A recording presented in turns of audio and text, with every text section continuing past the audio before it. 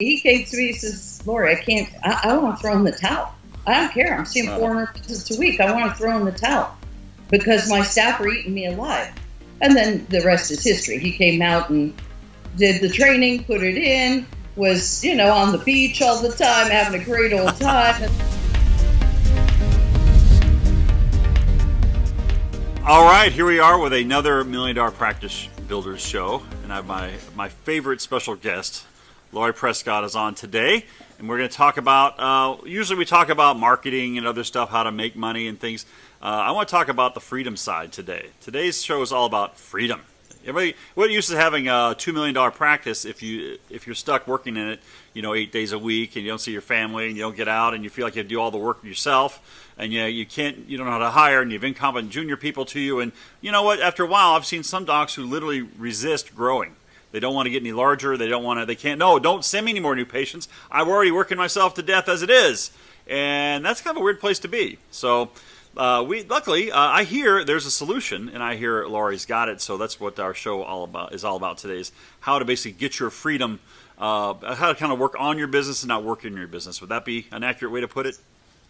Yes, definitely. Good. So tell me, first of all, let's tell me your background. Just somebody, who is this? If you've not seen one of our earlier shows with Lori, she's quite the expert. She's actually very modest. But have you ever heard of a guy named Dr. David Singer out there? Well, let's just say Laurie's the one who helped him get organized originally, where he could get out of his practice. Well, right? Actually, let me just clarify, just so you know. Yeah, sure. David's been around for a long time. This is a thing. David's been around for a long time. And what David Singer asked me to do was to help him get into something called Phase 2. Because if any of you know David, he was on the road all the time, just doing his seminars. And frankly, his wife wanted him home more often. And he said, Lori, you got to help me get into Phase 2. I know you're the queen of Phase 2. Okay, so let's define for everybody what Phase 2 is. What is Phase 2? So Phase 1 is where you're actually doing all the work yourself. You're doing the marketing, you're doing the closes, you're doing the management, you're doing the treating, you're running the reception. That's Phase 1. Phase 2 is where you are managing the business as a business owner, and others are doing the work, and you are being a good executive, which is getting others to get things done. And sometimes that looks easy, but it's not, as David Singer could attest after he had been on the road for so many years and was crying uncle. And so that's where David asked me to help him on that. Okay, so explain, how does being in Phase 2 relate to being free of these problems that guys get stuck into? Like, what does that look like for a doc who's made it truly to a Phase 2 status where they're getting others to get the work done? Is that just trading one set of labor for another? No. You actually, you have freedom. It's actually something that a lot of doctors don't know what to do with. Truthfully, I learned the hard way in getting doctors into Phase 2, where they're freed up and don't have a game anymore.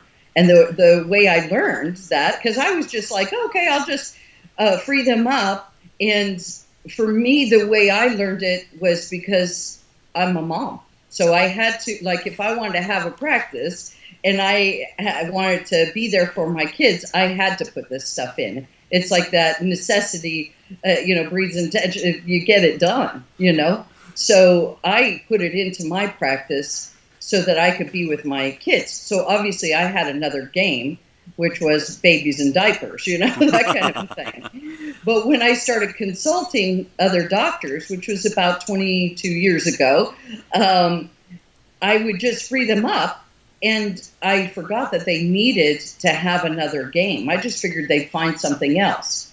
Oh, so you mean by another game, like they usually have the game of like running the office all day long and right. Like being the doctor and whatever, and then they're not doing that all day long anymore. So they're kind of sitting around their office. I've run across a doc like that. He basically doesn't do anything. he sort of watches statistics and reports on his desk, and he doesn't really kind of causes trouble a little bit, right? Years, which is actually not a good thing. It isn't. And how I learned that was I had a guy that I had gotten in, one of my chiropractors that I had gotten into phase 2, and he's standing up in front of the group at the workshop saying how great it is that he's in phase 2 and he doesn't have to be there in his office. They don't need him anymore. So he went back to drinking. And everybody starts laughing and laughing. But that was the truth. Oh, my gosh. This is the truth. And I went, oh, my God, I forgot. Everybody needs to have a game. So anyway, it can be the flip side. You don't want to get out unless you actually do have another game. Well, it seems like that's the natural point where guys go and open up a second practice or do some huge expansion. I've seen them do that being in phase 2. That's when I go, God, because they don't know what's going to happen when they pull out. And here's the thing that is one of the biggest points with phase 2 is when you are the person that's doing the things, you don't see who you are necessarily. So I'll give you and you don't think to pass that on to somebody. I'll give you an example of that. Just me personally as a chiropractor, when I'm adjusting a patient, when I'm checking them out, I'm communicating. I'm saying, oh, this is rotated. Oh, you're out right here. This is really tight. Oh, my God, what have you been doing? That kind of thing. And then when I adjust somebody, apparently, I didn't know I do this, but apparently I say good. Like when it moves, I say good or beautiful. And so I didn't know that I did that. So when I'm passing the hat, so to speak, to an associate, if they're not saying that, you can imagine the patient hears, oh, you're off. Oh, good. When I'm adjusting them, and then I bring in a newbie in, and they're not saying anything. Oh. And the patient gets up and goes, well, how was it? How am I doing? Crunch. And the doctor goes, okay. Yeah, exactly. So if you don't see, sometimes you can't see who you are as an executive, as a doctor, as a report of findings person. You don't see how you are because it's just you, and that's the hardest part to pass. Okay, that makes sense. I have a question for you. How does someone know if they're in phase 1 or in phase 2? What's phase 1 like for somebody? Phase 1 is where you're working your butt off and you're wearing the hats and you're busy trying to push the stats up into a high range and a very viable range. Not just barely making it, but a very viable range. So that's phase 1. So I always think of that as the putting out fires phase. If you feel like you're always putting out fires, you're always needed, like the place couldn't run for 3 days without you, Yes, that's true. Whether it be you're the doctor, like I know a lot of doctors that go, okay, well, I lose so much money when I close up shop. If I come out to a workshop or to train, I lose so much money. I can't close down because they're the ones who are doing everything and micromanaging everybody, Right. So that is phase 1. So isn't it just as simple as what's that? Phase 1 can be fun too. I mean, I'm not necessarily saying phase 2 is the ideal thing if you want to get out again. Like if you love your game, then stay in it. For instance, Tina Sigafus, who was a client of mine who inherited her dad's practice, was seeing like 400 visits a week, and she says, I love adjusting, but sometimes I like to go off and do deep sea fishing.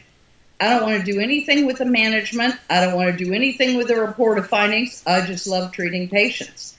But I do want to go off and go deep sea fishing sometimes. So then we just adjust things so that she has somebody who wears the hat of adjusting all the time, and then she can come in and treat whomever she wants. Those patients who have been there for 30 years that adore you, that kind of thing. Sure. Somebody else runs the practice. Somebody else is doing the report of findings. And, they have a marketing team like yourself that gets new ones in for them. Right. So then she has her ideal thing. Right. Actually, it's sort of like the lifestyle practice, too. You can have, because you don't, you got into, I assume that most practitioners got in because they like helping people and they like that feeling of talking with the patient and sorting it out. And some guys get kind of over that and want to move along and have a 5-location operation, Or, yes. Right? Yeah. Like, for instance, I have 2 sons. Both of them are chiropractors. One has 2 practices, loves it. He's the businessman. He has associates doing the treating and all that kind of stuff. And the other one, he adores treating the patients. He just loves that. That like feeds his soul. If I said, let me help you get out of your practice, he would be bored to tears. So we just set it up so he can travel quite a bit because he loves that too. So you can have whatever you want to have, any of the piece of the pie that you want to have. Wow.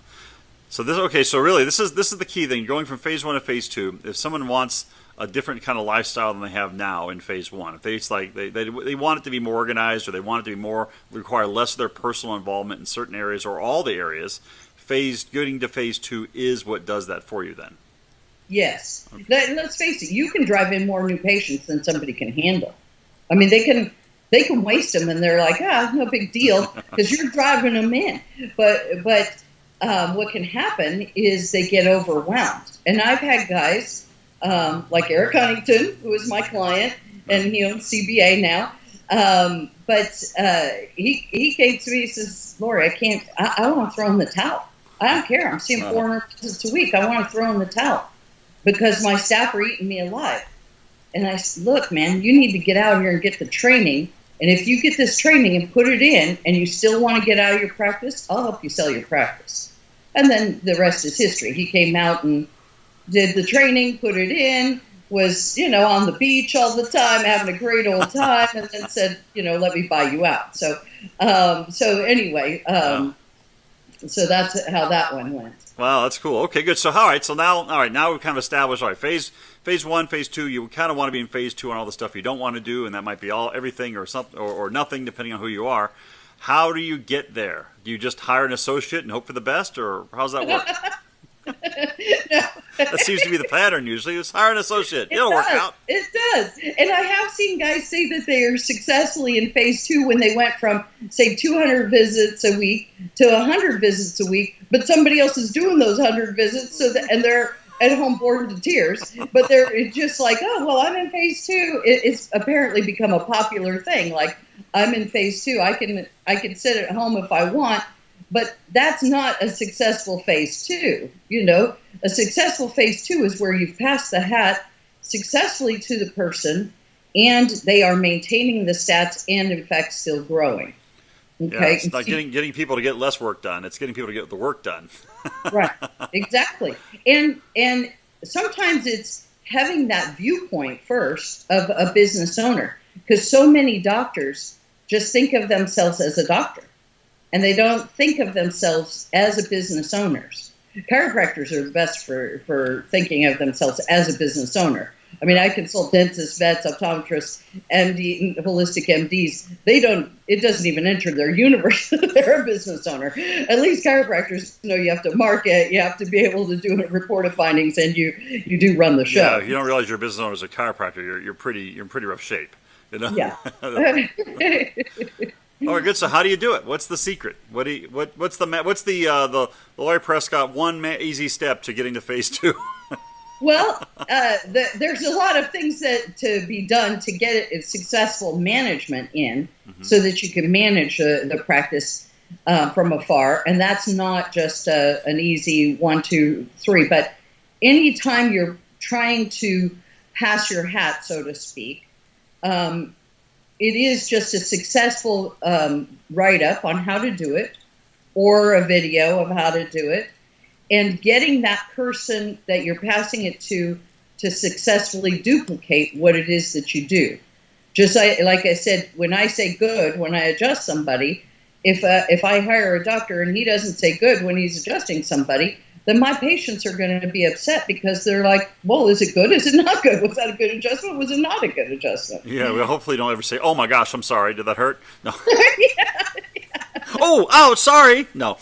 Actually, all right, well, I want to get back to something very important I think you said there, was that you said doing a write-up or a video. You didn't say, like, teaching the person right there with you. Like, why do you have a write-up or a video or something like that? Like, you, basically, what you're saying is, like, okay, I want to pass my hat as the doctor to an associate.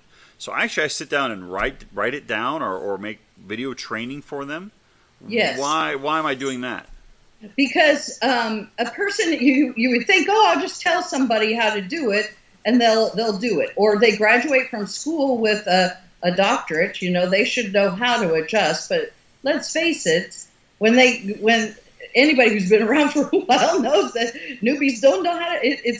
We joke about it being practice for a reason. It's the other definition of the term. So even just as a doctor, we all have different styles too. Chiropractic is very personal. It's a very hands-on, if you will, experience. So the patients need to duplicate exactly how that doctor. They need to feel it was the same adjustment. Okay. So that in and of itself, that's how you adjust. That's how you are as a doctor. That's how you communicate. That's how you do things. So you have to, number one, write up what you know that you do, your protocols, your policies, what things you go by. It can even just be a viewpoint, about chiropractic. Sometimes the MDDC practices have different viewpoints. You can have a chiropractor that's more straight chiropractic, if you will, in a viewpoint, but still have an MDDC practice. Mm-hmm. And that can show up differently than somebody who is not, who doesn't really, say, utilize chiropractic as much, So that can, just those practices in and of itself can have a completely different viewpoint. So you have an associate come in from somewhere else. You basically, this is putting in writing and in a permanent form the way you want things done, or the way it's been successful so far that you've done, so they make sure they can do it. Because I can imagine what it'd be like to be trained verbally. I mean, there's textbooks and things for a reason in school, right? You got okay. Let me go back and read that again, right? But sometimes you're training someone verbally, they are thinking about what you just said, and they kind of miss the next part, and now there's no place for them to go review that information. Right. I mean, I found for my own self, in my own company, I've done the two most impossible things I thought in my own personal business was delivery and sales. I thought, okay, there's two parts of this I will never be able to pass off to anybody else: delivery or sales. And I found out that if you actually write it down, and it's funny when you write it down, you actually discover how it is you do it.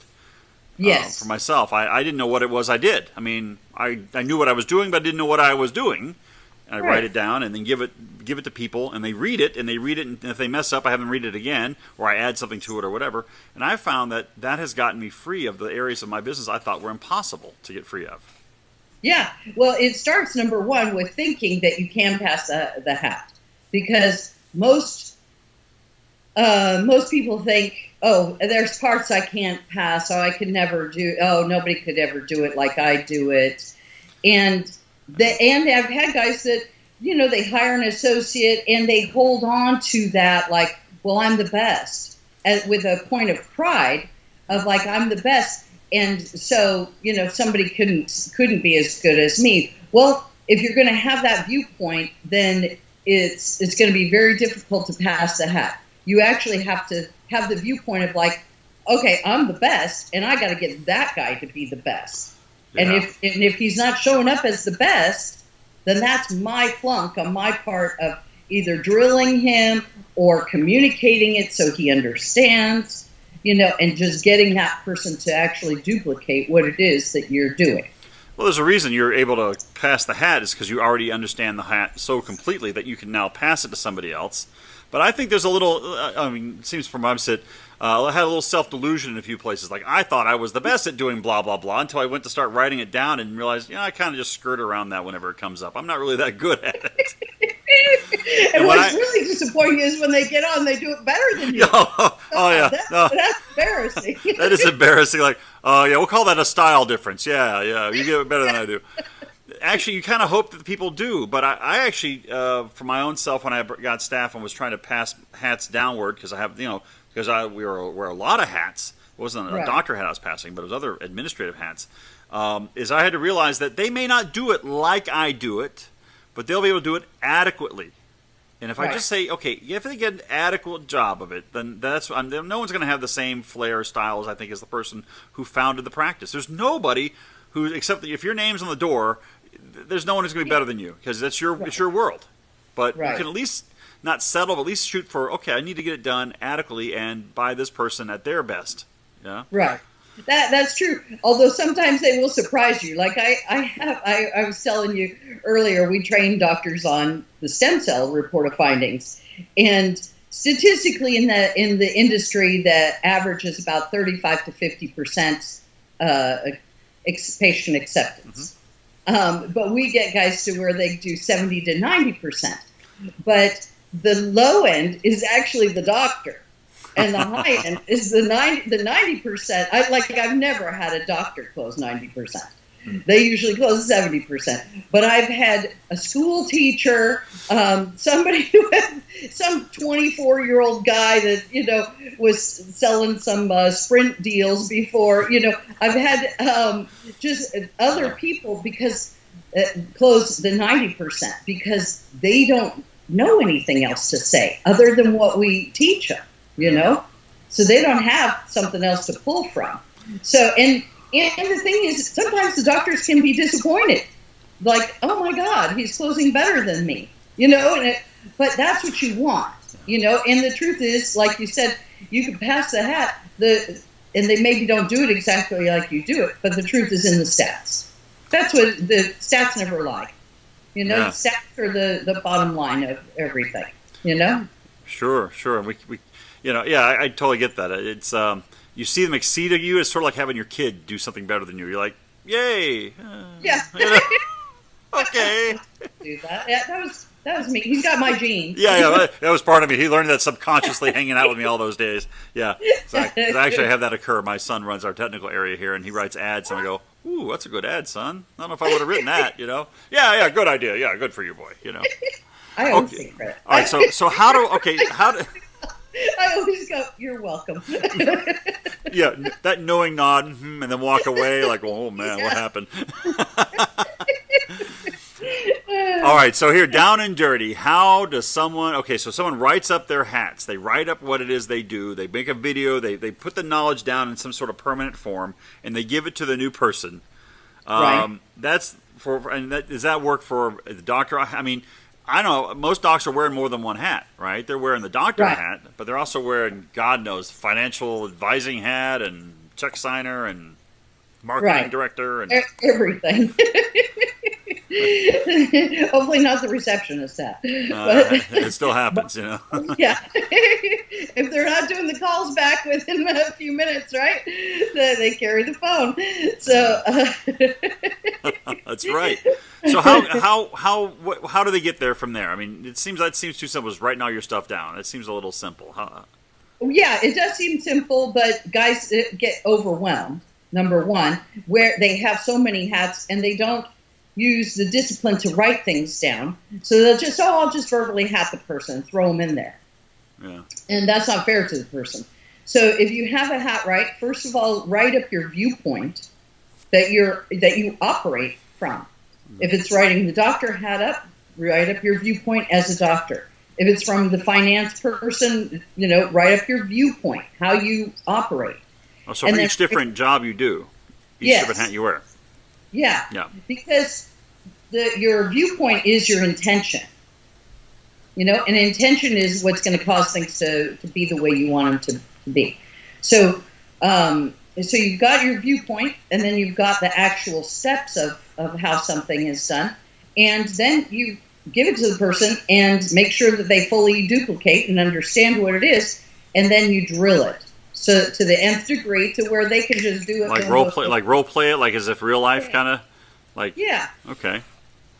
And there's going to be some scenarios that you miss, but that's why you're not just pulling out right away. Here you go. Here's that right up. Boom. I'm going to Europe. That actually happened to me as an associate, but well, it worked out okay for you. Yeah. Oh, crud. So, and some people will rise to the occasion, and how you know that they do is the stats are going up, Oh, and so there you go. good. Well, it sounds like, it sounds simple, but I can just imagine. I know when I've sat down to write up jobs for people, even little jobs, I get kind of like, is there anything else I can do today instead of do this? Because this is a pain in the butt, Yeah.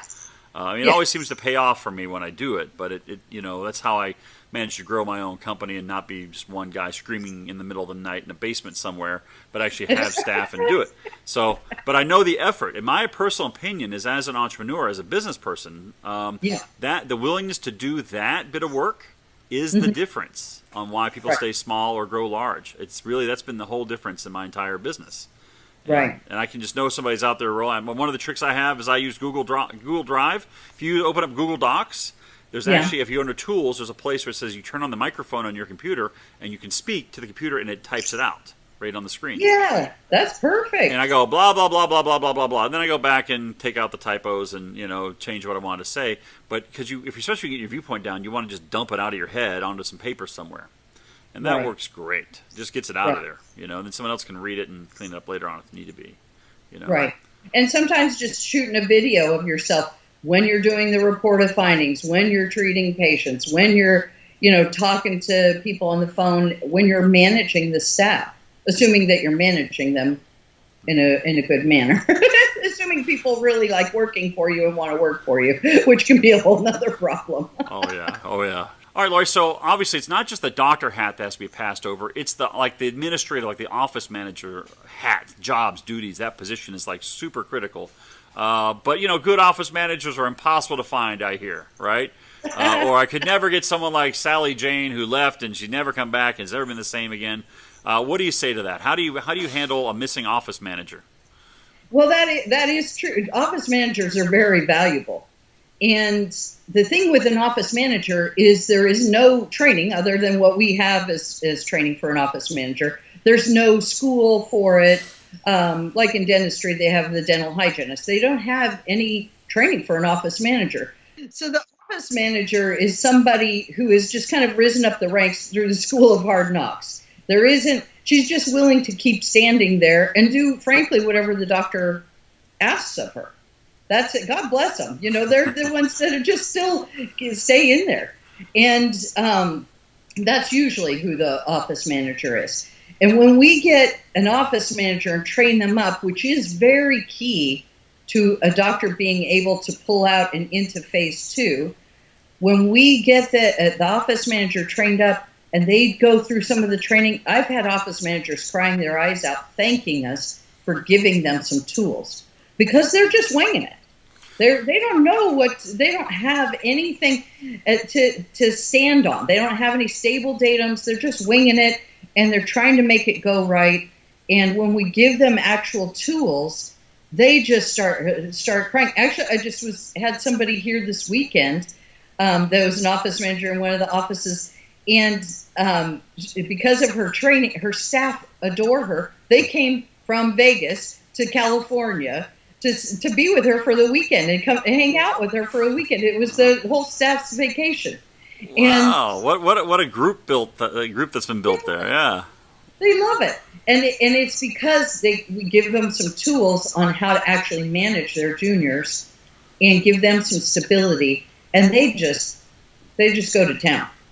Yeah, well, I've noticed actually, we did one of the problems we ran into in our business was we get clients a bunch of leads, and then the front desk wasn't really working them very well, right? It didn't really have a proper viewpoint on how to actually get those appointment requests and get them scheduled and get them to show up.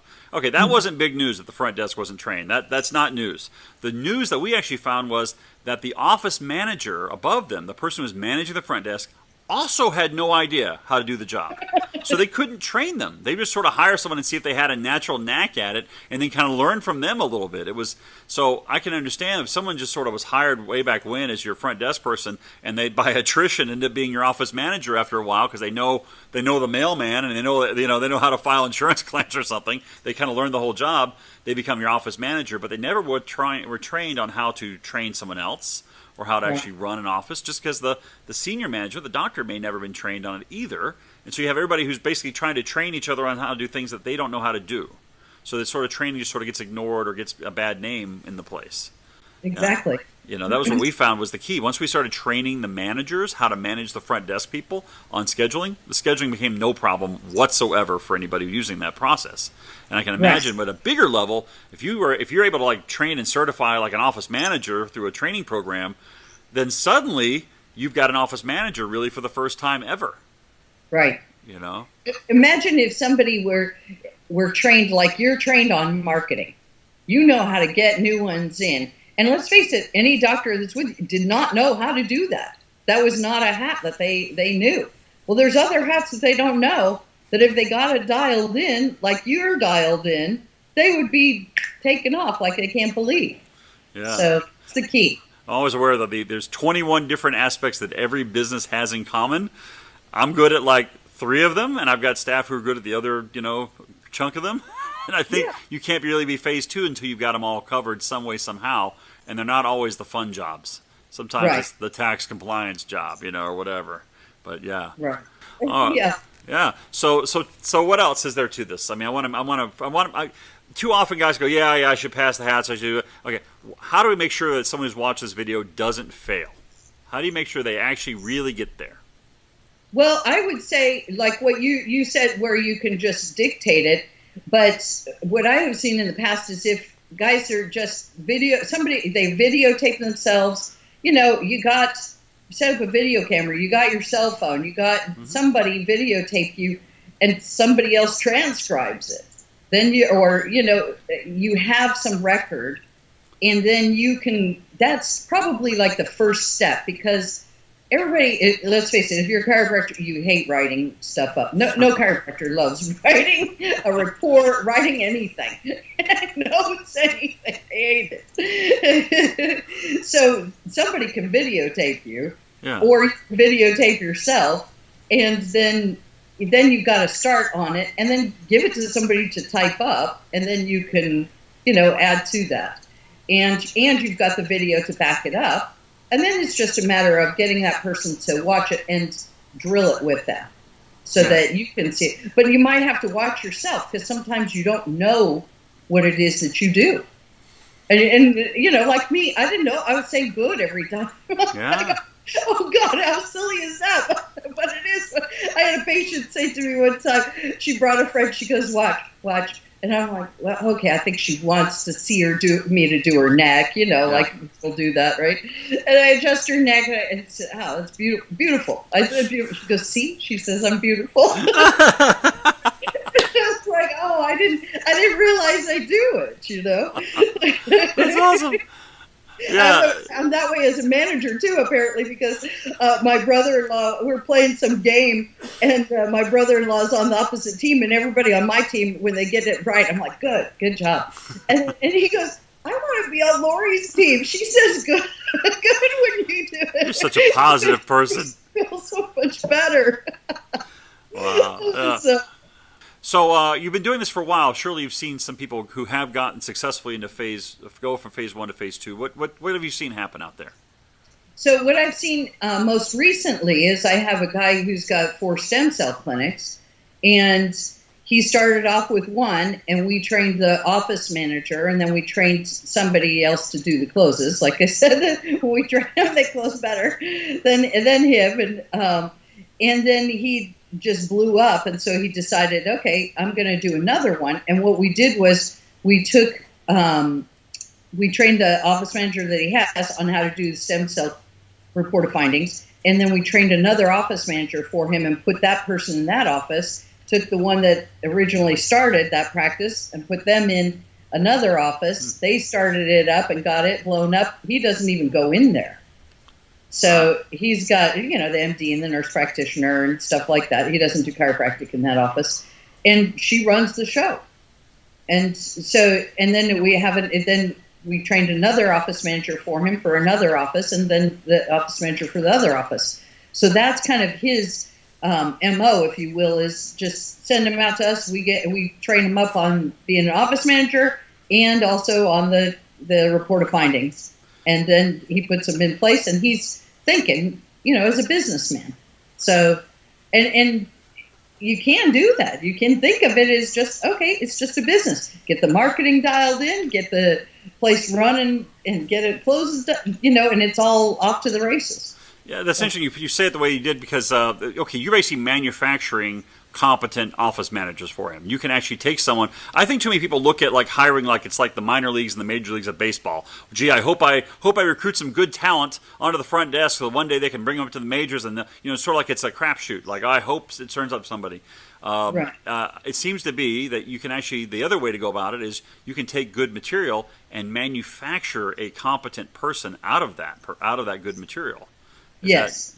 So you've got it down to that level. If we are going to do that, we do have a guarantee on that they'll make back twice what they paid us for the training and things. So we actually interview for that position. Now, that's if they're picking somebody new, which obviously he did in several different places. But his original gal was a massage therapist. And everybody knows chiropractors have problems with massage therapists all the time. That's the prima donna of the profession. Every profession has their prima donnas, like dentists, it's hygienists, optometrists, it's the optician, so veterinarians, it's the groomer. So the chiropractors, it's the massage therapist. But we took the massage therapist and trained her up to be the office manager, to do the report of findings, and basically to run the show. Wow. So that's huge. I just kind of caught what you do I didn't realize you did as a service. You'll actually hire somebody and then train them and guarantee them their return on investment for the office. Yes. So that's like phase 2 in a box when it comes to the office manager, because you have a good office manager and the rest of your office goes into phase 2 from that. And then I guess if you coach the doc on how to write up his particular hat so he can get an associate in there doing the technical work the right way. That's the whole, I mean, am I missing anything? That's the whole thing right there. Right. That's it. Well, good grief. There's no excuse for anybody not to be in phase 2. All right, good. Exactly. And you can do it in a few months. The marketing with you. Oh, of course. Well, we're always assuming the marketing is absolutely, of the business, of course, Of course. It is the lifeblood, so. Well, a key part of the phase 2 is knowing where to get your marketing done, right? But that's, okay, good. That's huge, because I think no one realizes that how you could transform your practice into the practice you really want, if this is the problem with it, within a few months. If you're just willing to do a little effort that you weren't otherwise willing to do. Now, if you do it now, you get that result. I love that. That's awesome. Oh, good. Okay, good. That's what we do all day, every day. Well, good. So, all right, cool. So, I mean, it seemed like, and we wouldn't even talk about this before, but it seems like that someone could use a coach to maybe get them through this sort of thing, because to break it down for them and have them, like, I know accountability goes a long way for me. Like, if I've got an online group I'm with, or a coach or someone working with, a mentor, and I promise them something by Tuesday, okay, I might be doing it Monday night, but I still got it done by Tuesday, right? Yeah. And progress gets made, right? So. Yeah. And there's formulas that you apply for it, and things like there's exact steps that you do to do it. And if you do it wrong, luckily there's a repair formula. So, it's actually like a recipe that you can apply, to make sure that you bake the cake properly. So, and then sometimes just as a consultant, it can seem like it's one thing, like the problem is one thing. Oh, it's my associate. He's just not, me, that kind of a thing. But it can be a different thing than that. And if you're in it, sometimes you can't see when you're in it. It's just right here, and it's you. Yeah. The good news is it's you. You have control over that. The bad news is it's you. Good news, bad news. It's your problem and your solution. So when you have a coach or a consultant that has an exterior viewpoint of what's going on and tons of experience, let's face it. I mean, I've been doing this 22 years. I've seen and heard everything, everything you can imagine. So it can be different things as to why it's not being done successfully.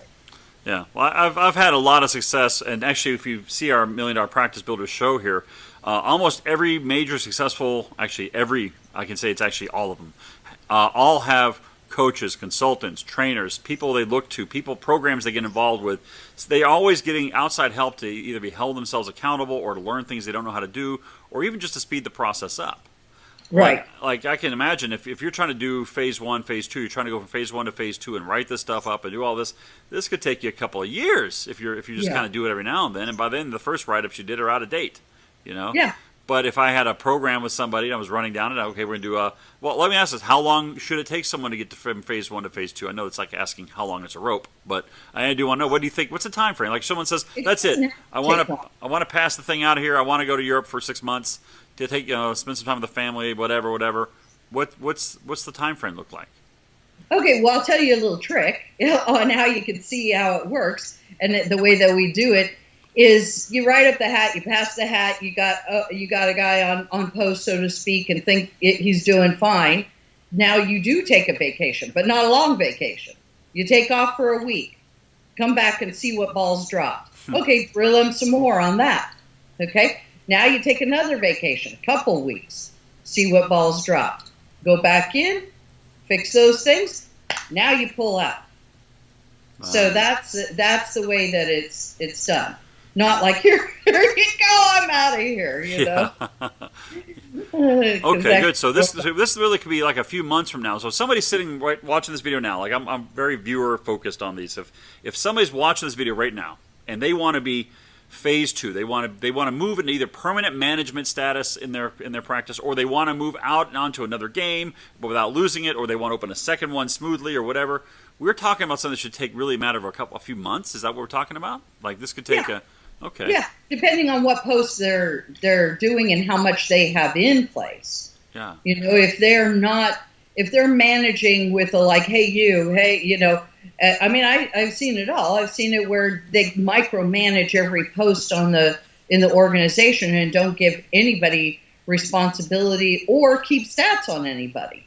So there's, you have to get some things in place first. Yeah, it sounds like having some kind of statistical management would be, how do you know if it was successful? If you're not, waiting for your gross income numbers is way too late, I think, Yes. Yeah. Yes. Okay. So it just depends on the individual practice. But the point is it can be done. Like I have guys call me all the time, I want to get rid of my practice. Like Eric Huntington with his thing, I don't care. I'm seeing 400 a week. I'm making a ton. I don't care. It's killing me. I'm not having fun.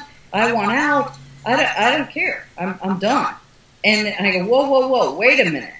Let's step back and take a look at this. This is a business, and each of these hats can be passed, and you can still be the business owner and still be making some sweet coin. It's just a matter of getting everything dialed in and doing it properly, instead of just throwing in the towel like, okay, I'm done. Right. And it really is just hatting. Nobody taught any doctor, how to run a business. They just didn't. And you're right. Anybody who's doing well has had a coach or a consultant, So, and guys who say, I've had guys call me up and go, oh, can you help me? And they're doing some great numbers. And I go, oh, who have you done before? Who have you worked with before? And they're, oh, no, I'm a lone wolf. I'm like, no way. No way. I've been in this game too long. I know what lone wolf status gets you. There's no way. But they don't want to give, credit to somebody else. So, okay, fine. But I can tell who they've done. Well, sure. Even then, though, a lot of folks. I know I watch a lot of YouTube. I learn a lot of stuff from people who don't even know I was paying attention to them. Right? I have mentors I've never met. Just because that's the way the world works these days.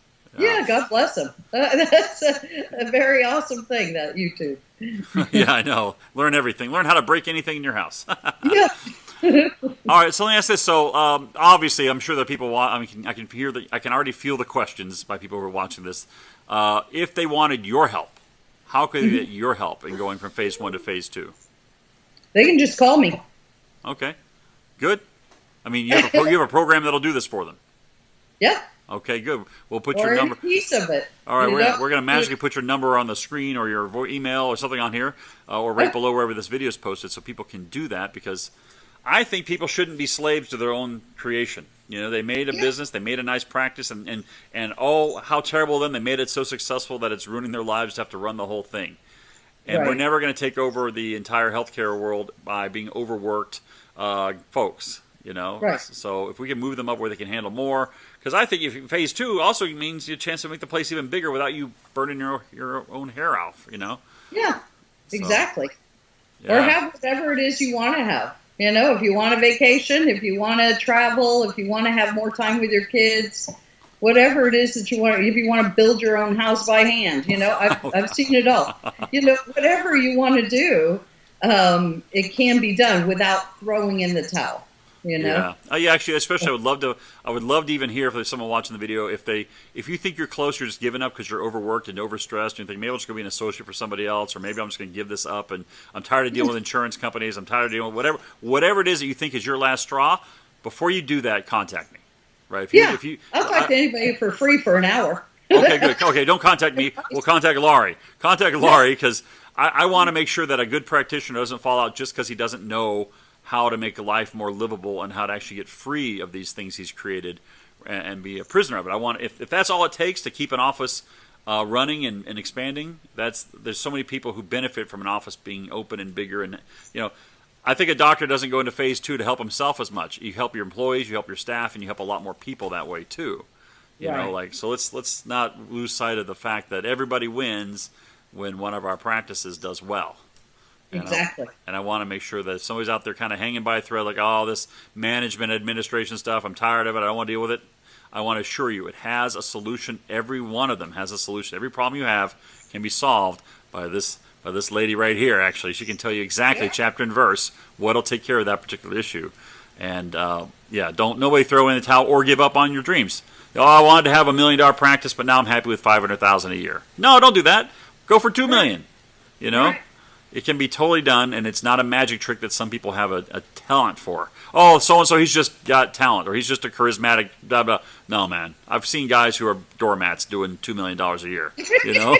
It's not, actually, I think some of us are too smart to succeed occasionally because you overthink things. It's easy to overthink things when you're very intelligent, or you worry about it, or you analyze it too much. And some people just know how to just follow I always write down my job. Well, those guys be big. Right. Yeah. Good. So is there any final advice you want to give or anything else you want to let people know along this line about going from phase 1 to phase 2 or anything along those lines, or even good management? It's not that difficult. It's just nobody taught you the hat before. Nobody taught you that piece of the pie. And it can be done. And just call me. I can help you. Good. Well, I recommend you wholeheartedly, without any reservation, to everyone. She can change the condition. Actually, not just fix your practice, but fix your life in terms of how it's going. Because really, you have a great practice, but it's killing you. You know, your marriage suffers. Kids don't know who you are. You know, I mean, it gets to be tough. You don't want to be that. So, all right, good. Well, thank you so much for your time. I really, really appreciate it. It is so valuable when I get some words of wisdom from you and share them with everybody. And I really thank you very much, Laurie. Thank you. To get access to this and many other full shows where we cover the tactics and strategies to build your $1 million practice with people who've done it, join our private Facebook group at millionpractice.com and subscribe to our mailing list at $1millionpracticebuilders.com. You'll be notified as soon as they're released.